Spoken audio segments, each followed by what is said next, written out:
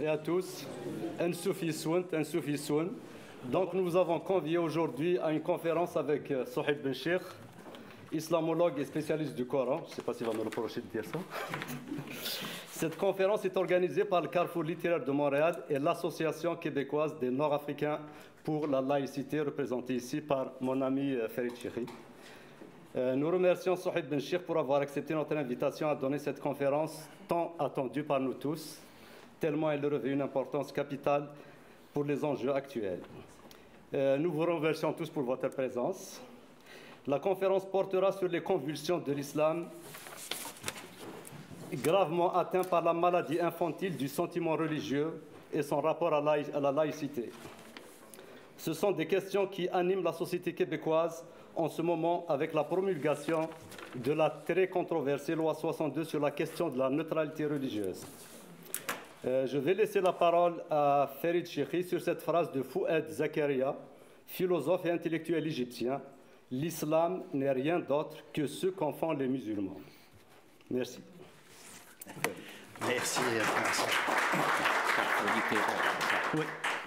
Il a fait la présentation du Carrefour littéraire. Je ne vais pas faire la présentation d'ACNAL. On est connu pour être très laïque et on est très bien suivi, d'après ce que je vois, sur les réseaux sociaux. Je vais directement poser les questions à notre ami Souhaib. On le remercie d'être avec nous aujourd'hui, de nous donner de son temps et puis de le voir revenir souvent ici à Montréal. Je pense que vous êtes tous d'accord et vous allez être toutes et tous d'accord. Hier, j'ai assisté avec plusieurs personnes à la Fondation Zumthor à une conférence qui concernait un petit peu les sources de l'islam textuel. Tu avais abordé un certain nombre de questions, mais tu n'avais pas terminé. Est-ce que tu peux nous en dire un peu plus?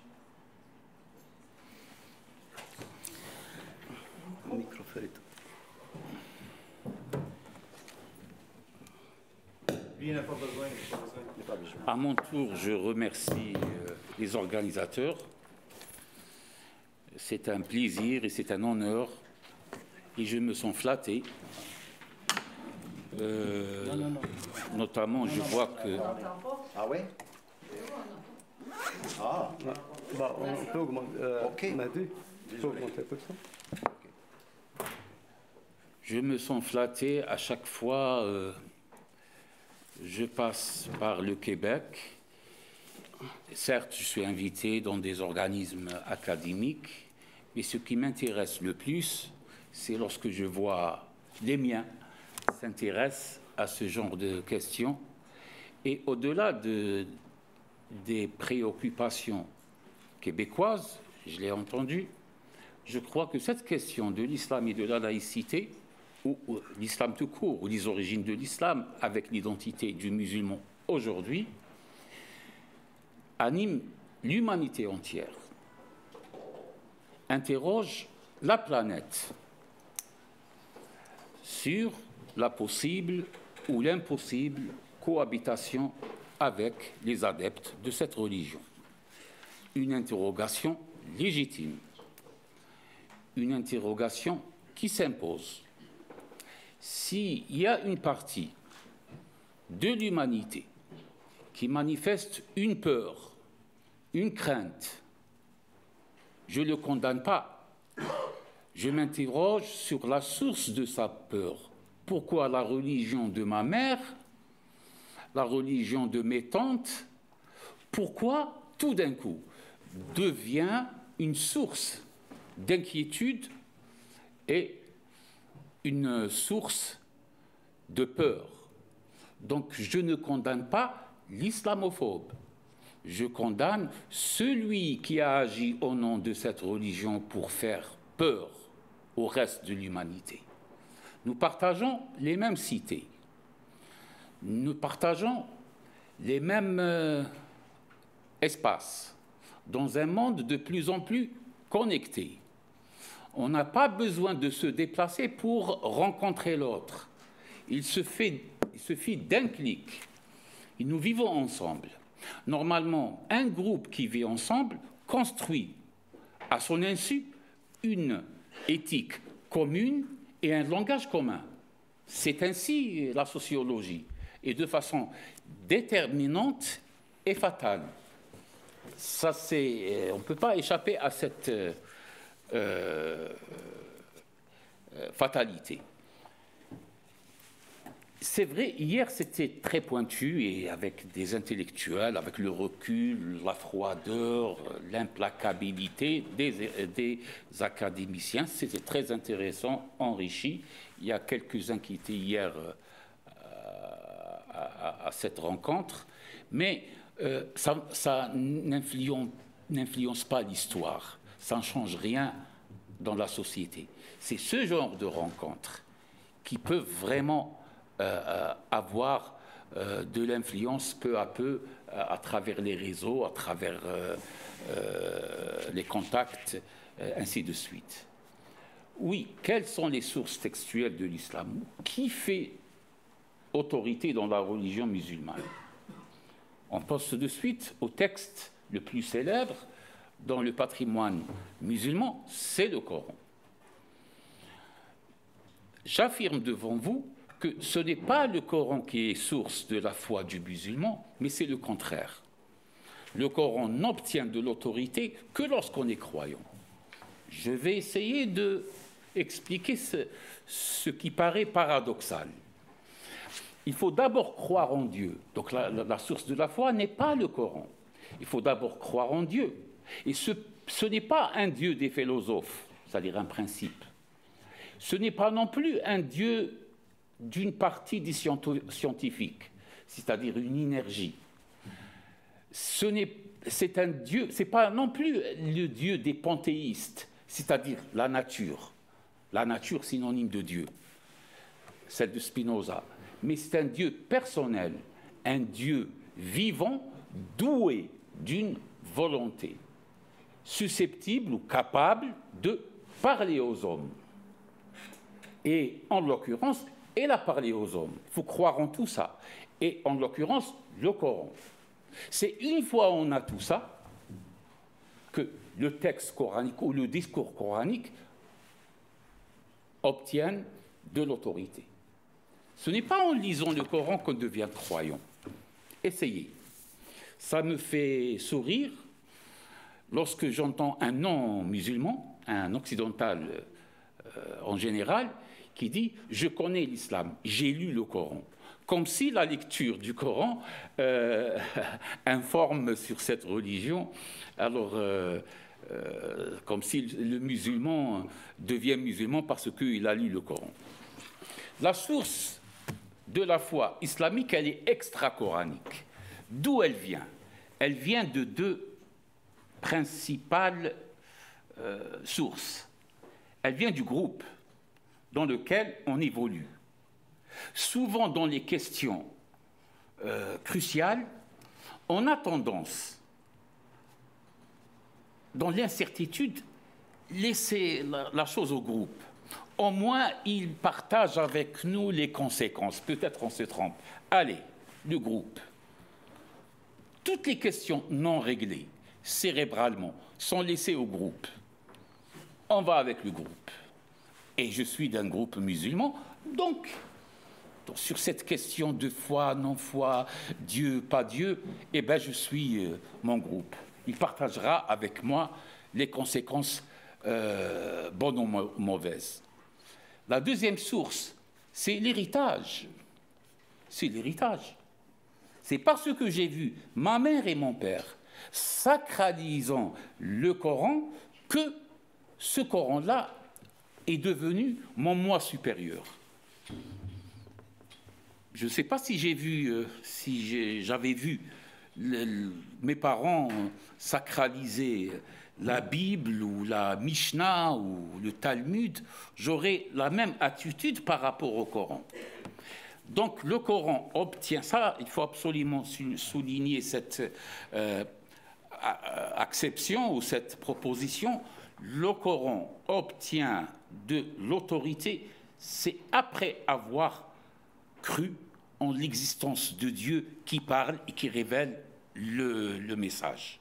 Sinon, on tombe dans une pétition de principe, ou ce qu'on appelle la pensée circulaire. je crois que Dieu existe, il a révélé le Coran parce que c'est écrit dans le Coran. Vous voyez la pensée circulaire, on ne s'en sort pas. Le texte. Ce texte cause deux problèmes. Le premier problème, c'est que c'est un texte sans contexte. C'est-à-dire qu'on ne connaît pas le contexte, on connaît le texte. Par chance, le plus vieux document, le plus ancien document qui existe dans le grand patrimoine, l'océan de la bibliothèque musulmane, c'est le Coran. Et on date une dizaine de copies, de manuscrits, on remonte jusqu'au 8e siècle, dont 3 qui remontent jusqu'à la deuxième moitié du 7e siècle. C'est-à-dire on est proche du moment inaugural, en sachant que le prophète Mohammed est mort dans la première moitié du 7e siècle, c'est-à-dire en 632. Ces manuscrits, il y a un manuscrit qui n'est pas complet, qui est à Birmingham, en Angleterre. Il appartient à la collection d'un orientaliste, donc d'un Irakien, qui s'appelle Alphonse Mingana, et qui a réussi à constituer une collection immense, parce qu'il est à la fois arabe et syriaque. C'est-à-dire, il appartient c'est un prêtre chaldéen. Donc, il appartient à la communauté aramienne du Kurdistan irakien. Il s'appelle Alphonse, il avait un autre prénom d'origine, mais il s'est fait appeler, une fois il est devenu islamologue, il s'est fait appeler Alphonse, mais il s'appelle Mingana. Il a réussi à constituer une immense collection. Elle est peut-être considérée comme la 3e après celle de la Bibliothèque nationale de France et celle du Vatican, notamment en syriaque et en manuscrit arabe. Le deuxième manuscrit, qui remonte aussi à la deuxième moitié du 7e siècle, c'est le manuscrit de Tübingen en Allemagne. Et lui aussi, il est daté de cette époque. Mais attention, la datation ne touche pas l'encre, touche le support. La datation avec le carbone 14 touche le support, la peau. Il n'y avait pas encore le papier. Il y a une autre façon de dater, c'est la calligraphie. La calligraphie n'était pas cursive comme aujourd'hui, n'était pas encore Tora'i, ottomane, n'était pas encore farsi, comme écrivent les Iraniens et les Afghans. Elle était, si la calligraphie est koufique, donc on peut remonter jusqu'au 8e siècle. Si elle est hijazi, oblique, c'est sûr, c'est fin 7e siècle, début 8e siècle. Mais le plus important dans ces manuscrits, c'est le manuscrit de Sanaa. Certainement, vous avez entendu parler de ce manuscrit. Le manuscrit de Sanaa, dont la découverte n'est pas très vieille, cette découverte a été faite en 1972. Donc nous étions tous, on existait déjà à cette époque, sauf les très jeunes ici. Tu as regardé vers moi? Un petit peu, et moi aussi. Donc, la pluie a fragilisé un mur de la grande mosquée de Sanaa. J'essaye de faire vite pour ne pas me répéter, parce que je laisserai plutôt la salle de participer et qui me renvoie vers les véritables soucis. La pluie a fragilisé un mur de la grande mosquée de Sanaa. Les ouvriers, en voulant restaurer ce mur, on découvre qu'il y a entre le toit et le plafond le trésor d'Ali Baba, c'est-à-dire des milliers de feuillets de manuscrits. Pourquoi là-bas? Parce qu'il y a ce qu'on appelle la Guiniza, c'est cimetière des textes sacrés. Et cette tradition nous est venue, nous musulmans, du judaïsme. Le texte sacré, il ne faut pas le brûler. Une fois hors usage, il ne faut pas le brûler. Comme on le fait d'ailleurs même maintenant un petit peu. Il ne faut pas surtout le piétiner. Donc on ne va pas l'enterrer par terre et le piétiner. Qu'est-ce qu'il faut faire? Il faut l'enterrer dans quelque chose élevé. Et voilà pourquoi, nous sachons quoi faire, les ouvriers ont ramassé ces manuscrits pêle-mêle dans une vingtaine de sacs de patates. Et heureusement que le directeur de l'Antiquité yéménite, qui était un homme plutôt lettré, il a senti l'importance de cette découverte. Il a réussi à convaincre des chercheurs allemands de venir l'aider dans le tri et la restauration de cette découverte. Les chercheurs allemands ont réussi à convaincre leur propre ministère de tutelle pour financer cette restauration et cette découverte. Le chercheur, notamment, il s'appelle Gerd Quinn, qui a étudié ces manuscrits, il les a triés, notamment un manuscrit. Un manuscrit, c'est le plus vieux, daté peut-être une quarantaine d'années après la mort du prophète seulement. Et on voit qu'il y a une certaine différence avec le Coran qui nous est venu aujourd'hui, à savoir la Vulgate de Uthman, notamment dans la classification des sourates. C'est des différences très mineures. Mais le plus important, donc la surprise est là, le plus important, c'est que ce manuscrit de Sanaa est un palimpseste. Palimpseste, ça veut dire quoi? C'est-à-dire un texte qu'on a déjà effacé, parce que ça coûtait cher, les supports à cette époque, et les peaux, pour rendre très fine la peau, il faut la travailler. Ça coûtait cher. Donc on a effacé un texte pour réécrire le Coran.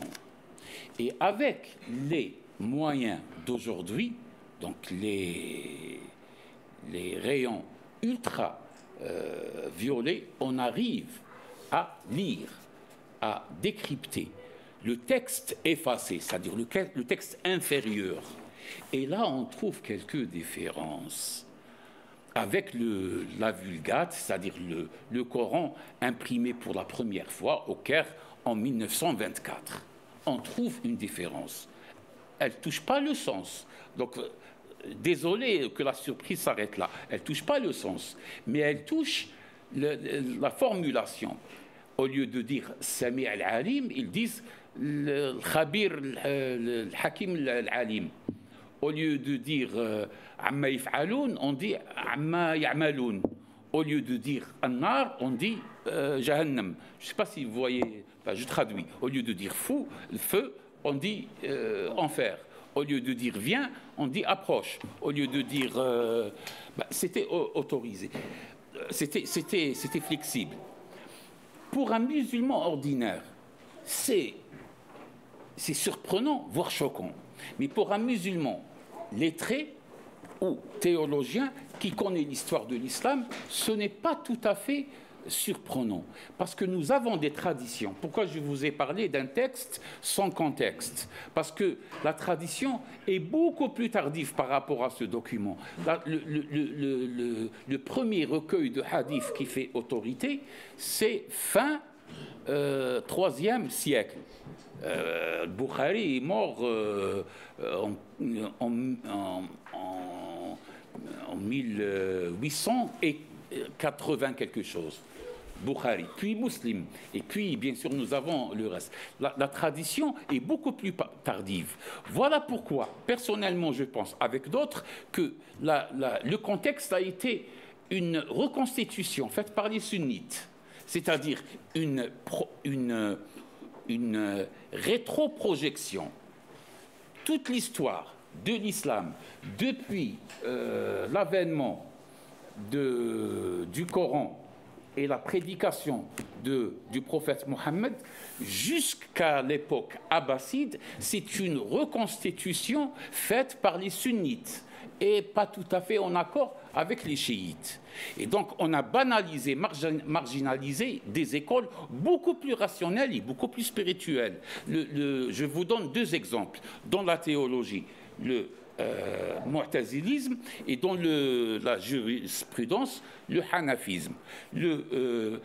Ces deux écoles, dans la théologie et dans la juridiction, ces deux écoles restreignent la base textuelle.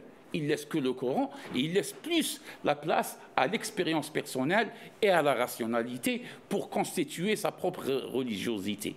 Alors que le sunnisme a élargi, je ne sais pas si vous connaissez que les hadiths, c'est des centaines de milliers d'adages attribués au prophète 250 ans ou 280 ans après sa mort. Donc lorsqu'on élargit la base textuelle, on restreint l'expérience personnelle. Lorsqu'on fait le contraire, on restreint la base textuelle, on donne plus à l'expérience spirituelle et intellectuelle de celui qui interprète le texte coranique. Je ne veux pas trop monopoliser la parole. Ça, c'est texte sans contexte. Maintenant, texte sans co-texte. C'est quoi ce jargon? Co-texte, c'est un néologisme pour faire la différence avec contexte. En réalité, il s'agit d'un contexte de l'expression verbale. C'est-à-dire, pour comprendre un texte, il faut lire un peu avant et un peu après. Il ne faut pas sortir un verset, parce que si vous sortez un verset et vous dites « j'ai raison », un autre vous sort un autre verset pour vous dire « vous avez tort ». Donc il ne faut pas sortir un verset ou deux versets ou un petit passage au milieu d'un contexte. Donc pour faire la différence, nous avons le contexte qui est historique et social, donc espace et temps, et nous avons le contexte qui est avant et après, c'est-à-dire le contexte de l'expression verbale. Pourquoi c'est un texte sans contexte? C'est parce que le Coran a été réuni pêle-mêle, à la hâte. Il faut savoir que le Coran ne suit pas l'ordre, les classements des sourates ne suivent pas l'ordre chronologique de la révélation. Et nous avons l'habitude de lire le Coran à l'envers. C'est-à-dire on commence par les grandes sourates qui sont tardives pour finir peu à peu aux petites sourates qui sont beaucoup plus anciennes. Nous lisons le Coran à l'envers, mais pas tout à fait à l'envers, parce que c'est pêle-mêle, il n'y a pas un ordre. Cet ordre de décroissance des sourates, c'est-à-dire on commence par la plus longue, puis la moins longue, puis la moins longue, etc., c'est une habitude sémitique. C'est une habitude sémitique. Les arabophones dans la salle savent très bien que les recueils de poésie, que ce soit pré-islamique ou à l'époque omeyyade ou à l'époque abbasside, lorsqu'on diwan de tel ou tel sha'ir, poète, donc on commence par la plus longue des poèmes, le plus long des poèmes, et puis le moins long, jusqu'à quelques versets. Faites l'expérience, cherchez sur Internet, Diwan al-Mutanabbi, Diwan al-Buhturi, Diwan Jarir, Diwan al-Akhtal, et vous allez voir que ça suit la même logique. Plus surprenant encore, les épîtres. Vous savez, dans le Nouveau Testament, il y a les 4 évangiles et puis il y a les épîtres. Enfin, il y a les actes des apôtres, puis il y a les épîtres. Les épîtres attribués aux apôtres et attribués aux anciens.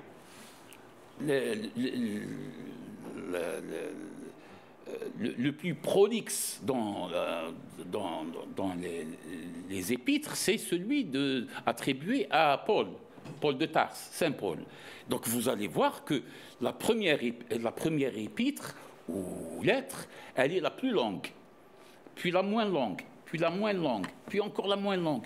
Ça ne suit pas l'ordre chronologique de leur apparition, ces lettres, mais plutôt un ordre décroissant.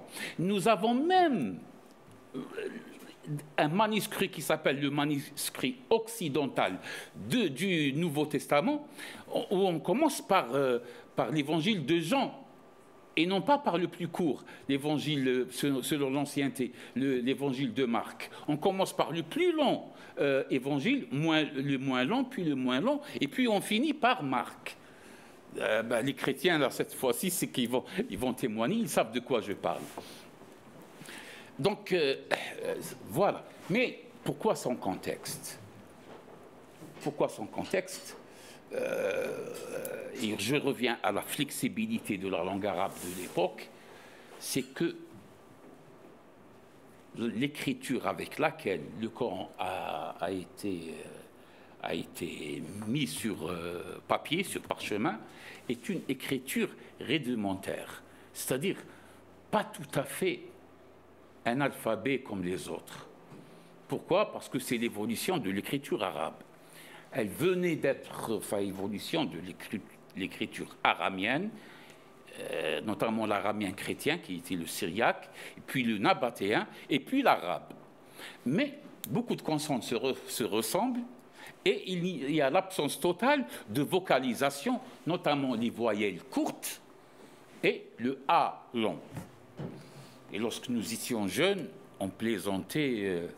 je vais me mettre debout, excusez-moi.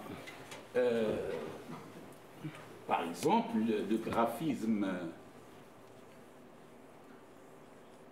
Nous n'avons que le graphisme.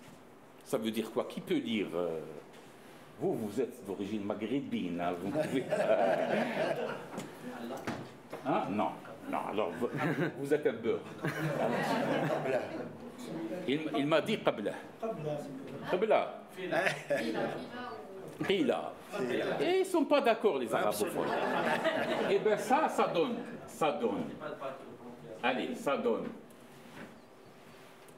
Qablahu, il l'a dit. Qablahu, avant lui. Ça donne, qui a dit? Qibla.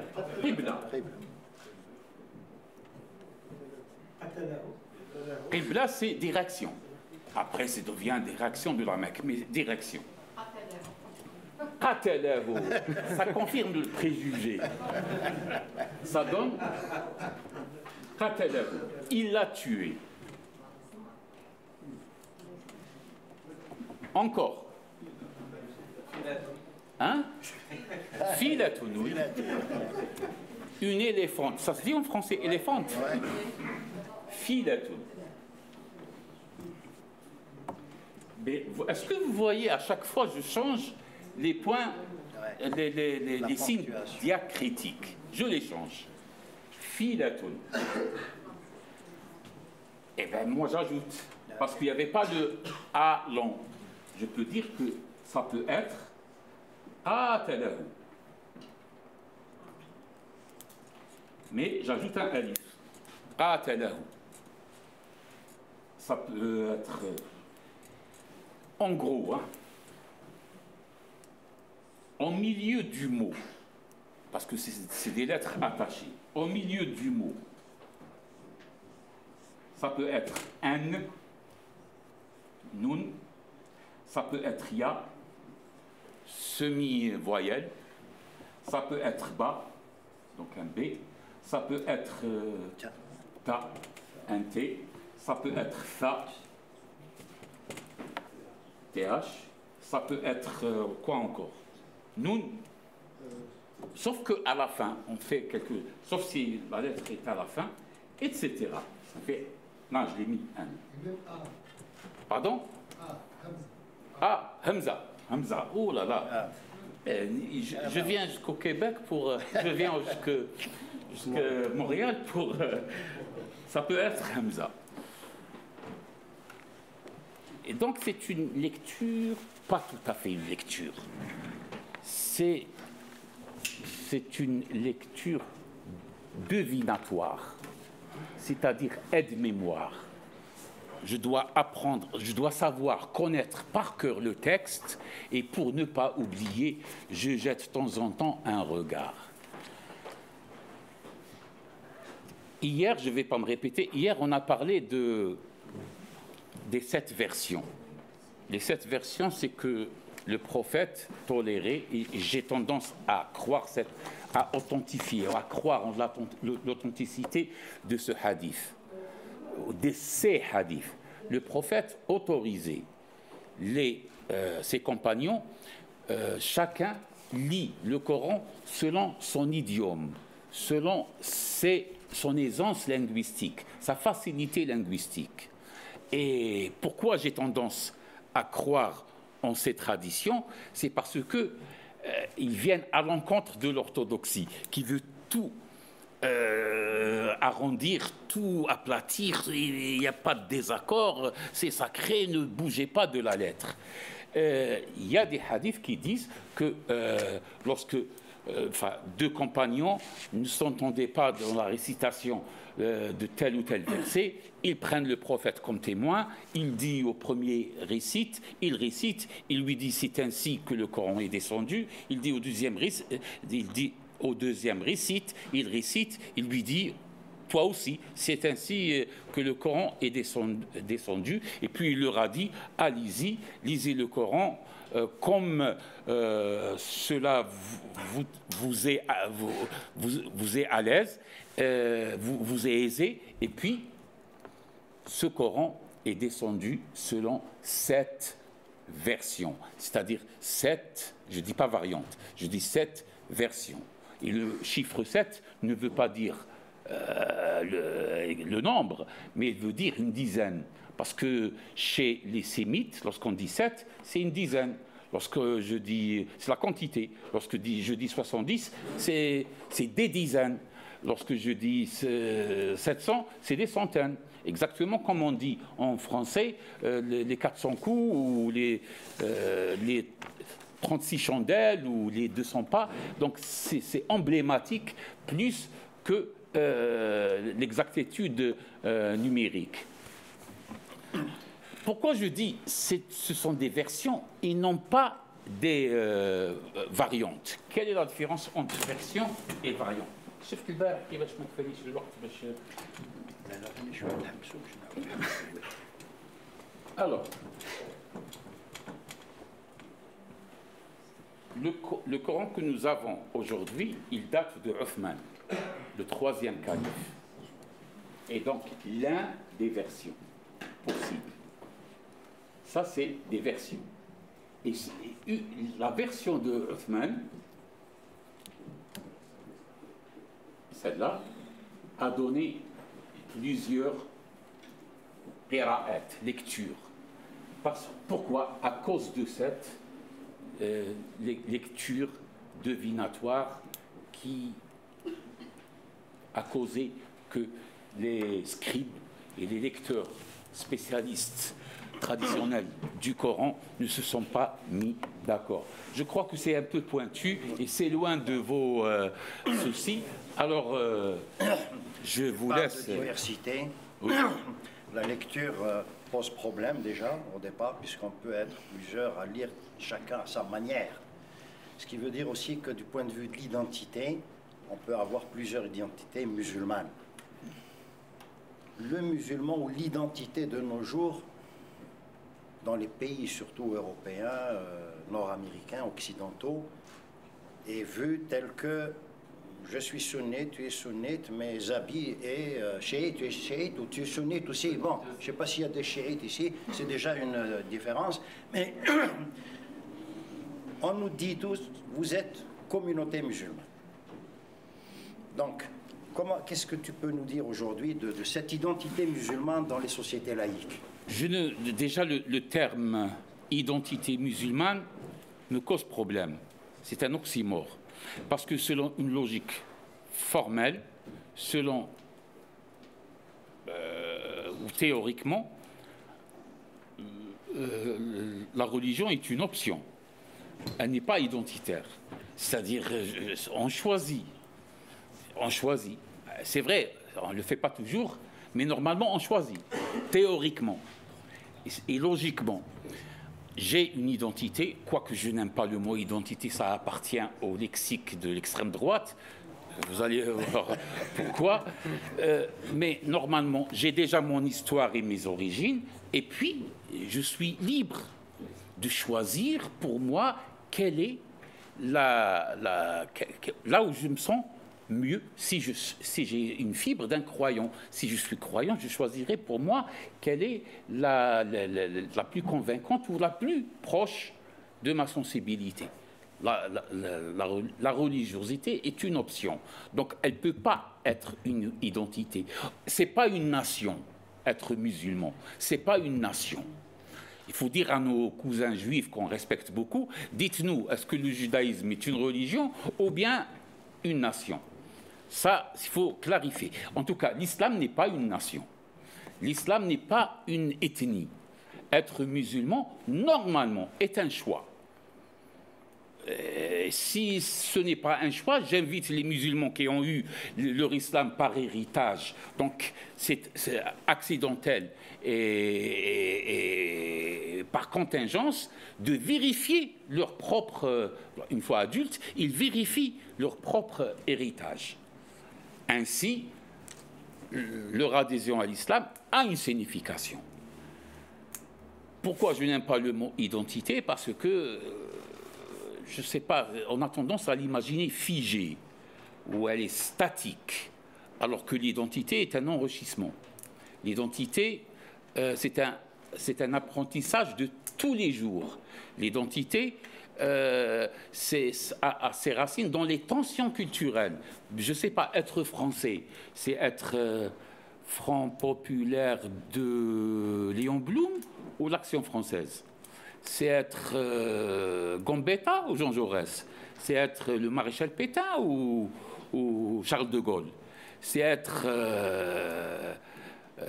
l'Action française ou anarchiste? Vous voyez, c'est tout ça. Tout ça et la dialectique entre tout ça fait qu'un Français devient un Français. Et c'est la même chose pour l'Algérie, c'est la même chose pour le Maroc, c'est la même chose pour toutes les nations. Donc déjà, le mot identité, pratiquement un nominalisme.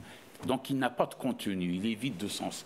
Maintenant, par bien-pensance, par tolérance, un zèle de tolérance, une société non musulmane me renvoie malgré moi à une communauté précise, voire même une vision archaïque? Non. Non.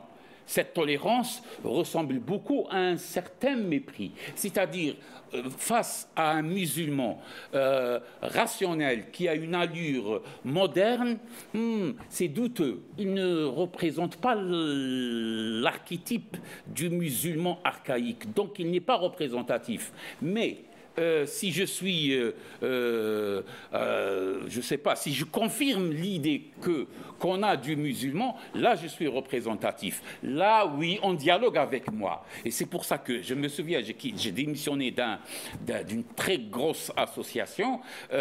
Association est devenue institution, c'est la Ligue de l'enseignement.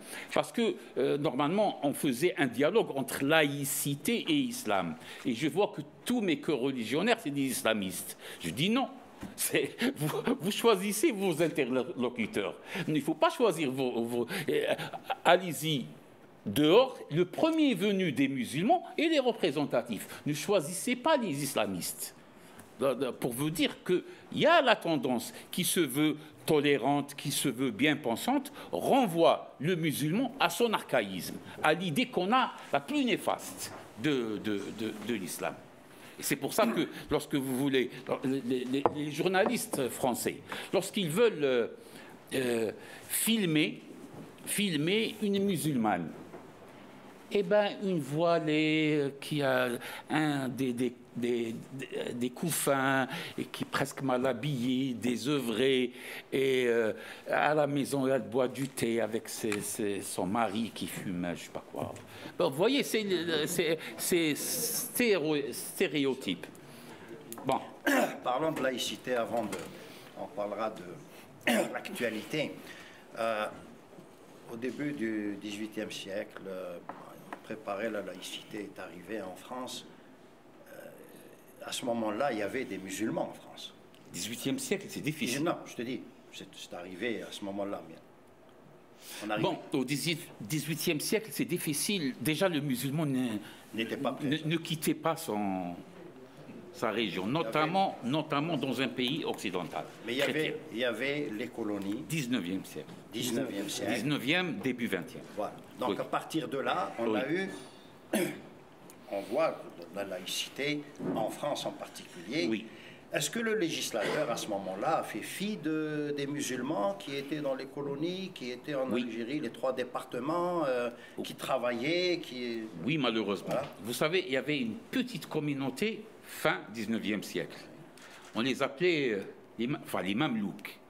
Il faut savoir que Napoléon, non, Bonaparte, pas encore Napoléon, pas encore empereur. Bonaparte, dans sa campagne d'Égypte, il a ramené avec lui un bataillon, moins que bataillon, c'est quoi? Je ne sais pas. Un bataillon de soldats mamelouks. Si vous connaissez Goya, le peintre célèbre espagnol, d'ailleurs, lorsque Napoléon, cette fois-ci empereur, il a envahi l'Espagne, Goya représente des Mamelouks qui sont en train avec leur habit arabe, qui sont en train de fusiller les Espagnols rebelles. Après, il y avait les Turcos, qui sont venus, qui sont des Maghrébins, mais on les appelait les Turcos. C'est toujours l'Empire ottoman, enfin le fantôme de l'Empire ottoman menaçait toujours la mémoire collective des Occidentaux. On les appelait les Turcos, mais ils étaient des Kabyles. C'est la toute première petite communauté, l'embryon qui va être les musulmans, enfin les gens d'origine musulmane ou d'origine maghrébine en France. Et puis, il y avait la guerre, la Première Guerre mondiale, où il y avait un enroulement, un recrutement de force des jeunes maghrébins, notamment algériens, puisque les Algériens n'étaient pas une colonie. L'Algérie était 3 départements français, et l'Algérie était bien plus française que Nice, ou à Savoie. Ils étaient 3 départements français. Et après, après la guerre, il y a eu la reconstruction, et c'est là où la France laïque a construit la mosquée de Paris. La France laïque a construit la mosquée de Paris entre 1922 et 1926, et puis peu à peu la communauté musulmane, entre guillemets, est devenue visible. Alors le passage entre, ce qui m'intéresse moi, c'est 1905, la séparation de l'Église et de l'État. Il y avait quelques musulmans, certes pas massifs, certes pas visibles, et au point que ça n'oblige pas le sociologue de signaler le phénomène. Mais en Algérie, la loi 1905 a été suspendue par une autre loi qui date en 1907. Pourquoi? Parce que la Troisième République, qui pourchassait le prêtre chez elle, elle le salariait dans les colonies, parce qu'il fait partie d'un ordre de francisation et d'assimilation, je l'ai entendu, d'assimilation.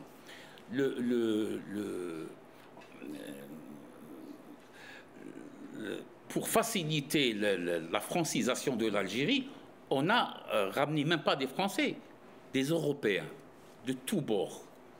De tous bords. Parce que un Européen, même athée, ou même chrétien, s'assimile mieux qu'un Arabe toujours musulman, et malgré les efforts de Monseigneur la Vigerie, beaucoup de convertis, parce qu'il y a eu la famine, pain contre foi, beaucoup de convertis sont retournés vers l'islam. Ça, c'est l'histoire. Donc, oui, mais une présence maintenant, parce que les Algériens n'étaient pas des citoyens français chez eux. Ils étaient des sujets de la France. Pour que quelqu'un devienne citoyen, doit renoncer au droit malikite. Alors que l'Algérie indépendante, tout de suite, elle a mis le droit malikite de côté. Donc vous voyez, c'était là aussi une tolérance malgré soi. C'est-à-dire, on vous tolère dans votre malikisme la mahkama au lieu de tribunal. Et les plus âgés se souviennent de ça. Donc voilà. Après l'indépendance, les musulmans en France sont des citoyens. On ne peut pas avoir encore des indigènes ou des sujets. Ce sont des citoyens. Donc leur présence réelle, elle est postérieure à la loi 1905. Sauf qu'ils subissent, ces musulmans, ou l'islam subit les conséquences de la loi 1905, mais ils ne bénéficient pas des avantages de la loi 1905. Le sujet est très très vaste, parce qu'il y a des avantages fiscaux et institutionnels accordés aux religions dans la loi 1905. Entre autres, l'aumônerie, qui est une institution religieuse dans 3 des sensibles institutions étatiques, laïques, à savoir les aumôneries dans les prisons, les aumôneries dans l'armée, les aumôneries dans l'école et les aumôniers dans les hôpitaux. Voilà ce que je peux dire. Voilà ce qui se passe. C'est paradoxal, c'est l'histoire. Moi, je vais revenir sur des questions terre à terre qui nous préoccupent, particulièrement en Occident. Tu as parlé tout à l'heure du vivre ensemble. Sachant qu'en Occident, l'organisation de la cité est basée sur la séparation du religieux et du politique. Donc il y a une séparation nette. Certains l'appellent la laïcité, d'autres la sécularisation. Penses-tu que l'islam est capable de s'adapter à ce mode d'organisation de la cité? C'est une question brute, un peu... Si on considère que la laïcité est une notion de neutralité, le neutre ne s'oppose à rien et rien ne s'oppose à lui. Sauf si vous voulez moderniser la religion pour qu'elle s'adapte à je ne sais pas quoi. L'État n'est pas là pour moderniser une religion. L'État n'est pas là pour vivifier une religion ou la laisser mourir. Non, il est neutre. Une neutralité positive, respectueuse. Il est neutre. Et lorsque cette neutralité est armée par des lois, ça s'appelle la laïcité. La sécularisation, c'est un mouvement social qui vient progressivement et qui affaiblit la référence à la religion, dans les arts, dans la culture, dans les rapports sociaux, etc. Ça, c'est sécularisation. Ça vient du siècle. Quant à la laïcisation, c'est les lois, c'est un terme juridique en France, si je ne sais pas. Juridique en France. Il figure dans la loi des lois, dans la Constitution. La France est une république laïque. Ça, c'est la Constitution. Donc, c'est un terme précis, à savoir, il s'agit de 2 choses. Nous avons 2 définitions de la laïcité. La séparation entre le pouvoir religieux et le pouvoir politique. Certains disent le temporel, ça devient philosophique, le temporel et l'intemporel. Donc ça gère un vide, ça gère la non-relation. C'est difficile à imaginer. C'est les lois, toutes les lois, pas que la loi 1905, toutes les lois antérieures, donc sur l'école de Jules Ferry, ou bien postérieures à la loi 1905, jusqu'à, en 2003, je crois, la loi sur les signes ostentatoires de telle ou telle religion. Tout ça participe tout ce corpus juridique participe à la définition de la laïcité.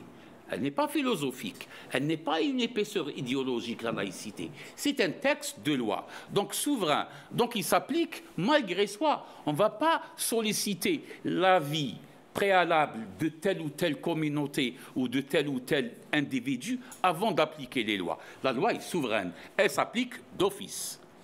Donc deux choses. Si on parle de neutralité, le neutre ne s'oppose à rien. Si on parle de séparation ou de loi juridique, enfin corpus juridique, donc palpable, celui-ci est souverain et qui s'applique sans avoir le consentement des citoyens. On va poser deux dernières questions sous thème et on passe la parole à la salle. D'accord. On a 3 minutes. Ça va être rapide et très pointu. Pardon, juste après, oui. J'aimerais bien que vous posiez des questions les plus tabous, celles qui dérangent, celles qui gênent, celles qui froissent la sensibilité du musulman. Il faut vraiment tout clarifier. Alors, 2. 1. Ton avis sur la place de la femme dans le texte. En partie du texte, on termine par le texte. Il y a le deuxième, toujours dans le texte. Aujourd'hui, depuis quelque temps, on dit que l'islam, le Coran, les musulmans, c'est des terroristes. Et donc le Coran, il y a trop de versets qui sont criminogènes. Quel est ton avis? Bon. Sur les deux, rapidement, pour passer la parole. D'accord. D'abord, c'est bien de dire le texte. Parce que si on se réfère à la culture méditerranéenne, je ne crois pas que les Siciliens sont moins machos que les Algériens. Et malheureusement, c'est une culture méditerranéenne. Peut-être dans le sud, elle est encore renforcée par la culture de la société tribale et patriarcale, et qui voit dans un ensemble de la tribu, du clan, les femmes sont la partie féminine du clan.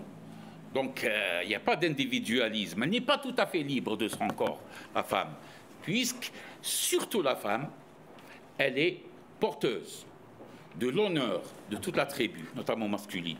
Je ne sais pas si je suis clair. Pourquoi? D'où ça vient dans les sociétés tribales? Ça vient d'une société guerrière. La société pré-islamique, l'Arabie n'était pas une nation, c'était des tribus qui se faisaient, ils produisaient rien, qui se faisaient, comment ils vivaient, comment ils mangeaient. Ils faisaient des razzias les uns contre les autres. Et la femme était un butin potentiel de l'ennemi. Donc l'arabe, s'il est ergaz, c'est bizarre, arabe et ergaz.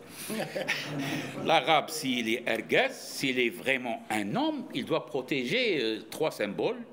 Donc ça vient d'une protection. Protéger la mémoire des aïeux, protéger ses armes, jamais baisser les armes, et protéger la partie féminine de son clan, car elle est le maillon faible, donc elle peut être la chouma, elle peut être la honte si elle devient l'objet du plaisir de l'ennemi. À ce machisme, cette protection demeure dans l'esprit jusqu'aujourd'hui, dans le vocabulaire, dans le contact avec le féminin. Le rapport sexuel n'est pas vu comme un partage d'un plaisir, non. C'est qu'un homme qui arrache quelque chose à la femme et à sa tribu. Hein, le proverbe algérien, je ne sais pas si vous connaissez ça. Donc voilà, c'est vrai qu'il y a un problème dans la culture. Maintenant le texte. Le texte est paradoxal. J'essaie d'être franc, c'est pour ça que je vous ai dit toutes les questions peuvent être posées. Le texte. Le texte est écrit en langue arabe. Normalement, c'est le masculin avant le féminin. Donc c'est messieurs, dames. C'est pas mesdames et messieurs. Ou le mu'minouna ou le mu'minat. Donc, même en matière de pudeur, le Coran commence par l'homme. Dit aux croyants masculins de baisser le regard et qu'ils soient chastes. Puis il dit aux croyantes de baisser le regard et qu'elles soient chastes. Donc normalement, toute règle, sévère ou légère, s'applique aux deux en commençant par l'homme. C'est trop facile ça. Et c'est bien beau. Il y a un verset,